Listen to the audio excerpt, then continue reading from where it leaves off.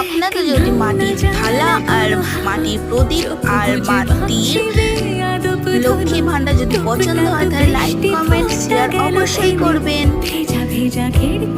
ভুলবেন না কিন্তু।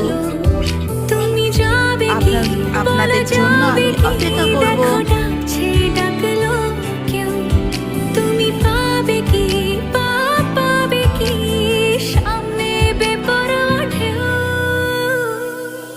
ছুঁয়ে দিলে সোনা কাঠি খুঁজে পাই, যদি যাই ভেসে এমনি ভেসে যাই।